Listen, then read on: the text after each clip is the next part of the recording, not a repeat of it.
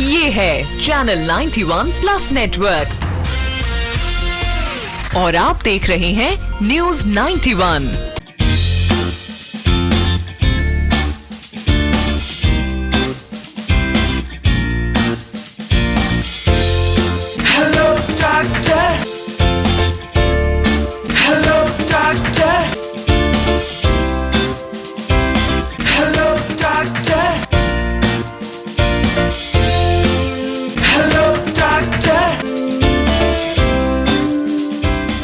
नमस्कार, मैं हूं अब्बास रिजवी और आप देख रहे हैं न्यूज़ 91 का ख़ास कार्यक्रम हेलो डॉक्टर।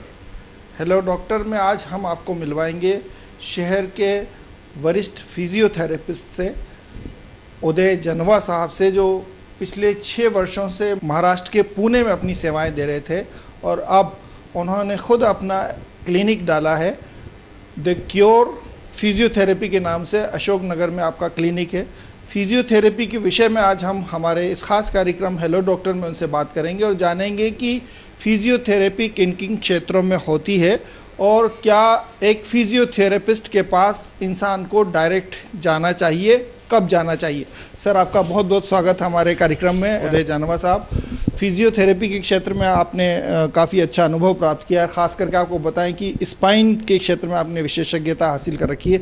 थोड़ा सा हम दर्शकों को आप हमारे बताएं कि फिजियोथेरेपी क्या किन किन क्षेत्रों में अभी जो है ज़्यादा होने लगी है। नमस्ते। देखिए, फिजियोथेरेपी में क्या होता है कि कुछ जो केसेस हैं उसमें आप फिजियोथेरेपिस्ट के पास आप डायरेक्टली भी जा सकते हैं और किसी किसी केसेस में आपको डॉक्टर के रेफरल की भी ज़रूरत होती है। जैसे कि आपको कुछ फ्रैक्चर केसेस हो गए या फिर कोई सर्जरी के केसेस हो गए, तो उसमें आपका सर्जिकल पार्ट जो रहता है वो प्राइमरी आपका ट्रीटमेंट हो गया और उसके बाद जो कॉम्प्लिकेशन आते हैं जैसे कि स्टिफनेस आ गई या दर्द वगैरह रहता है, तो उसके बाद में आपको फिजियोथेरेपिस्ट के पास जाना चाहिए और वो आपका पूरा रिहेबिलिटेशन करता है। जैसे आपके ऑर्थोपेडिक केसेस हो गए या फिर न्यूरोलॉजिकल केसेस हो गए, गायनिक के केसेस हो गए या फिर पीडियाट्रिक जैसे बच्चों के केसेस हो गए, तो फिजियोथेरेपी के फील्ड में काफ़ी सारी संभावनाएं हैं। तो ज़्यादातर अभी जो मेरा जो स्पेशलिटी है ऑर्थोपेडिक और स्पाइन के केसेस में करता हूँ। जैसे मेरे पास अगर कोई केस आ रहा है स्पाइन के लिए, तो आपको सिर्फ अगर स्पाइन में जैसे नेक पेन हो गया या बैक पेन हो गया या आपको सियाटिका है या डिस्क जो आपकी स्लिप डिस्क है, तो उसके लिए आप डायरेक्ट भी आ सकते हैं या फिर आपने स्पाइन स्पेशलिस्ट को बताया है या डायरेक्ट किसी डॉक्टर से कंसल्ट वगैरह किया है, तो आप उनका रेफरल लेके भी मेरे पास आ सकते हैं।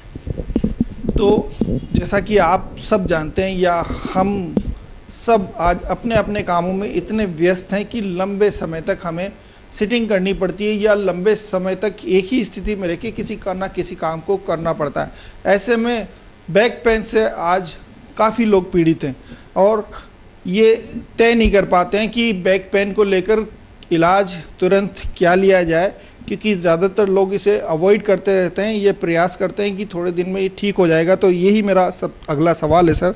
बैक पेन जब लोग महसूस कर रहे होते हैं तो कोशिश करते हैं कि गर्म पानी से सेक कर लें, थोड़ा सा मसाज करा लें। क्या ये फ़ायदेमंद रहता है? कितने समय बाद अगर ये इससे रिलीफ नहीं मिलता है तो उन्हें एक फिजियोथेरेपिस्ट से कंसल्ट करना चाहिए? देखिए, बैक पेन और नेक पेन जो रहता है वो बहुत सारे केसेस में सीवियर नहीं रहता है। जैसे कि आपको कभी ज़्यादा देर बैठने के बाद दर्द हो गया या ज़्यादा देर काम करने के बाद थोड़ा गर्दन में दर्द आ गया, तो यूजुअली वो दर्द आपको कुछ घंटे में या रेस्ट करने के बाद चला जाता है। बट अगर आपको लग रहा है कि वो 1-2 दिन से नहीं जा रहा है या आपने रेस्ट भी कर लिया, काम से छुट्टी भी ले ली, बट फिर भी नहीं जा रहा है, तो आपको एक बार डॉक्टर का ओपिनियन ले लेना चाहिए।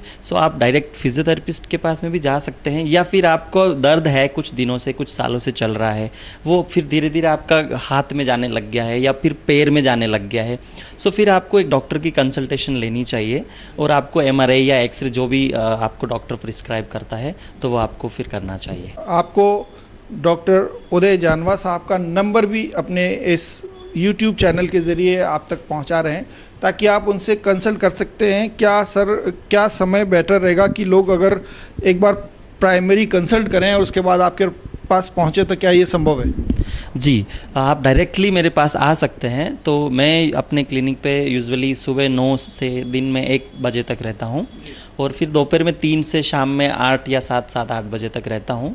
सो आप एक बार प्राइमरी अपॉइंटमेंट लेके आएंगे तो मेरे लिए भी अच्छा रहता है, हमारे स्टाफ के लिए भी और पेशेंट के लिए भी अच्छा रहता है। तो नंबर हम आपको फ्लैश करेंगे। और एक अगला सवाल मेरा सर आपसे ये है ख़ास करके कि स्पाइन क्योंकि थोड़ा सा सीरियस इशू है, सीरियस सब्जेक्ट है, आसानी से लोग इसमें जो है ना किसी से कंसल्ट करते हुए कई बार सोचते हैं या सेकंड ओपिनियन लेना चाहते हैं। तो क्या आपसे सेकंड ओपिनियन लेने के लिए किन किन लोगों को प्रयास करने चाहिए? जी बिल्कुल, जैसे कि जो आपके सिटिंग प्रोफेशन जो हो गया, जैसे आईटी प्रोफेशनल हो गए या फिर जो मार्केटिंग या सेल्स में रहते हैं, जो बहुत ज़्यादा गाड़ी या ड्राइविंग करते हैं, या फिर जो हाउस वाइफ रहते हैं, जो अपने टिपिकल हाउस वाइफ जो दिन में पूरा दिन जिनको किचन में काम करना रहता है या फिर और बाकी जो हाउस होल्ड काम रहते हैं, तो उन लोगों को जैसे कि ऑफिस वालों को कमर दर्द की बहुत शिकायत रहती है या फिर किचन में जो काम करती हैं तो उनको कमर दर्द और गर्दन दर्द जैसे ये पूरा मस्कुलर पेन बहुत ही ज़्यादा रहता है। सो वो उनको तो मैं कहूँगा कि एक बार अपने जो भी फिजियोथेरेपिस्ट है, जो स्पेशलिस्ट जो रहते हैं बैक के या नेक के, तो उनसे एक बार कंसल्ट कर लेना चाहिए ताकि फर्दर कॉम्प्लिकेशन नहीं हो। जैसे आपको कुछ बता सकते हैं कि ज़्यादा सीरियस है या नहीं है। तो सर कभी ऐसा भी होता है कि आप स्वयं अगर महसूस करते हैं कि जो प्रॉब्लम है थोड़ी सीवियर है, तो क्या आपके थ्रू भी किसी फिजियोथेरेपिस्ट से कंसल्ट किया जा सकता है? जी बिल्कुल, जैसे कि अगर कोई मेरे पास नहीं आ सकता है या बहुत ज़्यादा दूर है या किसी दूसरे शहर में है, तो बिल्कुल हमारा जो एक सर्कल है, कलीग जो है हमारा, तो मैं बिल्कुल उनको आपको गाइड कर सकता हूँ या उनके नंबर या शेयर कर सकता हूँ। तो बिल्कुल आप डेफिनेटली उनको भी दिखा सकते हैं, कंसल्ट कर सकते हैं। तो आपने बात की सर स्लिप डिस्क की। स्लिप डिस्क वाकई एक सीवियर सब्जेक्ट या सीरियस सब्जेक्ट है। क्या लक्षण होते हैं स्लिप डिस्क में और कब ये आदमी को महसूस या जान लेना चाहिए कि ये स्लिप डिस्क है मुझे, और फिलहाल एक बार किसी फिजियोथेरेपिस्ट से कम मुझे कंसल्ट करना चाहिए, नहीं अगर वहाँ नहीं होता है तो ऑर्थोपेडिशियन से मिलना चाहिए? देखिए, स्लीप डिस्क सबसे पहले तो समझना चाहिए कि होता क्या है। तो अपनी जो स्पाइन रहती है तो उसमें जो छोटी छोटी बोन्स रहती है उसके बीच में छोटे छोटे कुशन्स रहते हैं जिसको हम डिस्क बोलते हैं या आसान भाषा में जिसको हम गद्दी बोलते हैं।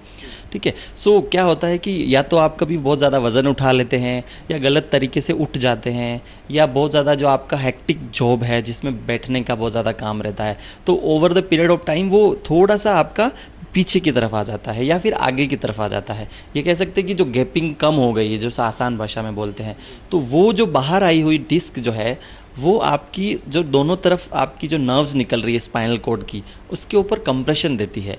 ठीक है, उस वजह से आपको कंप्रेशन की वजह से पेन आता है। तो ये आपका स्लिप डिस्क एक जनरल टर्म में आप अगर समझना चाहे तो। सो उसमें अगर आपका थोड़ी सी डिस्क दबी है तो आपको सिर्फ कमर में या गर्दन में दर्द आएगा और नीचे नहीं आएगा।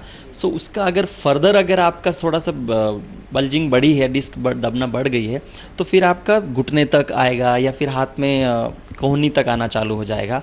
फिर और भी उसका अगर आपने ध्यान नहीं दिया, बढ़ता ही गया, आपने थोड़ा सा अवॉइड किया उसको, तो फिर पूरे पैर में आना शुरू हो जाएगा या फिर पूरा हाथ में नमनेस, टिंगलिंग जिसको हम बोलते हैं, जो बाद में आगे जाके शियाटिका जो बन जाती है कि जिनको तकलीफ हो जाती चलने में। सो अगर स्लिप डिस्क के सिम्टम्स अगर पूछें आप मेरे से, तो ये जैसे कमर में या गर्दन में दर्द हो गया, चलने फिरने में दर्द आएगा, आपको उठने बैठने में दर्द आ सकता है, टर्न करने में दर्द आ सकता है, या ज़्यादातर केसेस में आपको हाथ या पैर में कमज़ोरी भी आ सकती है, सुन्नपन भी आ सकता है, और ज़्यादा जिनको केसेस में आपको यूरिन और ब्लैडर बबल में भी जैसे पैरालिसिस जिसको हम बोलते हैं वो भी आ सकता है, जिसमें आपको इमीडिएट सर्जरी की ज़रूरत पड़ती है। फिजियोथेरेपिस्ट उसमें क्या भूमिका निभाते हैं इस तरह की प्रॉब्लम्स में, और उसमें कितना क्योर होने की संभावना रहती है? देखिए, बहुत ज़्यादा आपको सीवियर केसेस में तो इमीडिएट सर्जरी की ज़रूरत पड़ती है, बट वो 100 में से आपको 90-95% केसेस में सर्जरी की ज़रूरत नहीं पड़ती है। ठीक है, बाकी जितने भी केसेस रहते हैं, सो आप अगर आपको माइल्ड जैसे मैं कह सकता हूँ कि दर्द सहन करने लायक अगर दर्द है आपका, तो आपको कोई मेडिकेशन लेने की ज़रूरत नहीं रहती है, आप डायरेक्टली फिजियोथेरेपिस्ट के पास जा सकते हैं। सो उसमें आपको जैसे आप हमारे यहाँ आएंगे तो आपका फिजियोथेरेपिस्ट आपका पूरा असेसमेंट करेगा, आपका डायग्नोसिस करेगा कि जो आपका स्लिप डिस्क हुई वो किस वजह से हुई है। पेन जैसा आपको दर्द है वो आपका मेन प्रॉब्लम नहीं है, आपका जिस वजह से जो स्लिप डिस्क हुई है वो आपका आइडेंटिफाई करेगा और फिर आपका ट्रीटमेंट चालू होगा। जैसे कि फिजियोथेरेपी में जैसे मशीन्स रहती है, मोडालिटीज़ रहती हैं, जैसे कि पुरानी जो ज़्यादातर IFT अल्ट्रासाउंड टेंस मिलता है, हमारे पास कुछ लेटेस्ट है जैसे माइक्रो करंट डिवाइसेस हैं या फिर कॉम्बिनेशन थेरेपी है। सो इन सब से हम उनका पेन कम करते हैं पहले, साथ ही साथ हम उनका जो रूट कोज है जिस वजह से वो डिस्क बाहर आ रही है उसके ऊपर भी काम करते हैं। समटाइम्स आपका जो स्पाइन होता है वो डिसअलाइन हो जाता है, डिसअलाइन इन द सेंस आपका कुछ रोटेशन आ जाता है या पेल्विक बोन थोड़ा सा अप डाउन हो सकता है। सो वो आपका स्पाइन अलाइनमेंट करके भी आपकी रिकवरी फास्ट करते हैं और साथ ही साथ आपको पेशेंट को एजुकेशन देना बहुत इंपॉर्टेंट है कि किस वजह से आपका हुआ है और किस वजह से वापस हो सकता है। सो पेशेंट को भी थोड़ा सा ध्यान रखना चाहिए इसमें जो आपका डॉक्टर बोल रहा है। फिजियोथेरेपिस्ट डॉक्टर उदय जनवा साहब से हम मुखातिब थे। आपको उन्होंने जानकारी दी फिजियोथेरेपी के बारे में अनेक क्षेत्रों में। आखिर में हम जानना चाहेंगे सर, फिजियोथेरेपी को लेकर अगर किसी को साइटी का जो आपने बताया कि ख़ास करके स्पाइन की स्पेशलिटी आपके पास सबसे ज़्यादा है, इसके अलावा शॉर्ट में बताएं कि क्यों किस और तरह की जो प्रॉब्लम्स हैं उनका इलाज जो है आपके यहाँ बेहतर तरह से हो सकता है। जी, जैसे मैंने बताया स्पाइन का तो मेरा स्पेशलिटी है ही, जैसे मेरा ऑर्थोपेडिक फील्ड भी है। सो आप नी पेन के लिए भी मेरे पास आ सकते हैं, जैसे जो आपको आजकल नी पेन की समस्या काफ़ी ज़्यादा हो गई है लोगों में, और साथ ही साथ और बहुत बार नी पेन आपको स्पाइन की वजह से भी होता है। साथ ही साथ आपको कंधा अगर शोल्डर पेन भी है तो उसके लिए भी आ सकते हैं और एडी के लिए भी आ सकते हैं। बाकी जो थोड़ी बहुत ऑर्थोपेडिक जनरल कोई भी पेन है यहाँ पे तो पेन के लिए भी आ सकते हैं। हमारे पास पेन मैनेजमेंट के काफ़ी अच्छे इक्विपमेंट्स हैं जो काफ़ी इफ़ेक्टिव है। बहुत बहुत धन्यवाद जनवा साहब, आपने अच्छी जानकारियाँ दर्शकों को दी हमारी। तो आपका अगर कोई और सवाल भी है तो हम कोशिश करेंगे, हम प्रयास करेंगे कि जनवा साहब को फिर बुलाएं हमारे कार्यक्रम में और उससे रिलेटेड कुछ और सब्जेक्ट्स जो छूट गए उन पर भी बातचीत करेंगे। अगर आप भी कोई सवाल पूछना चाहते हैं तो हमसे डायरेक्ट इस बारे में पूछ सकते हैं। वीडियो जर्नलिस्ट शेर अली के साथ अब्बास रिजवी, न्यूज़ 91 उदयपुर।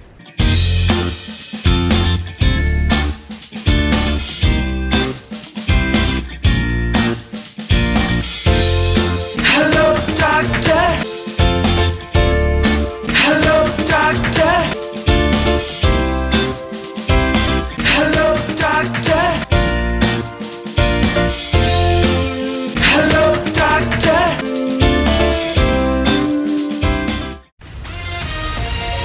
ये है चैनल 91 प्लस नेटवर्क